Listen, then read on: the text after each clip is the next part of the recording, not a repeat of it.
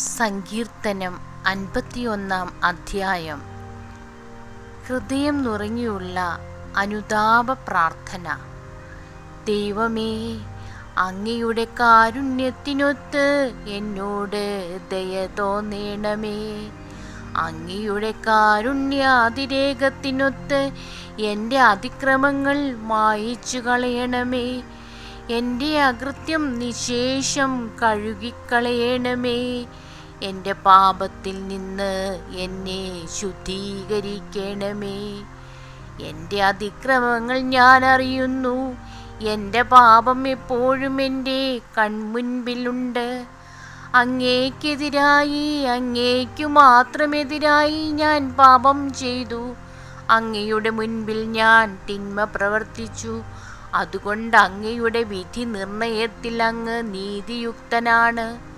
അങ്ങയുടെ വിധിവാചകം കുറ്റമറ്റതാണ്.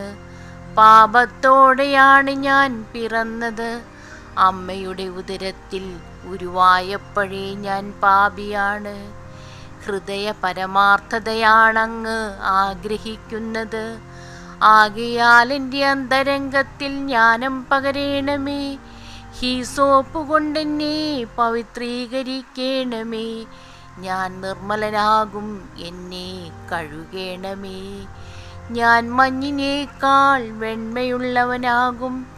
എന്നെ സന്തോഷഭരിതനാക്കണമേ. അവിടുന്ന് തകർത്ത എൻ്റെ അസ്ഥികൾ ആനന്ദിക്കട്ടെ.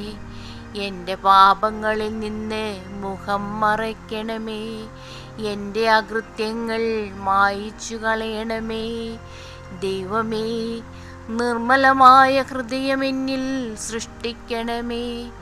അചഞ്ചലമായ ഒരു നവചൈതന്യം എന്നിൽ നിക്ഷേപിക്കണമേ.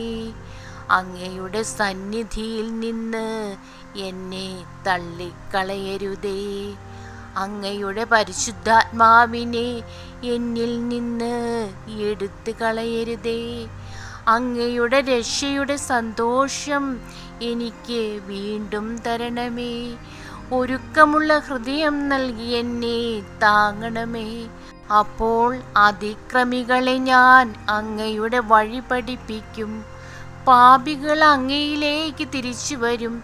ദൈവമേ, എൻ്റെ രക്ഷയുടെ ദൈവമേ, രക്തപാതകത്തിൽ നിന്ന് എന്നെ രക്ഷിക്കണമേ. ഞാൻ അങ്ങയുടെ രക്ഷയെ ഉച്ചത്തിൽ പ്രകീർത്തിക്കും.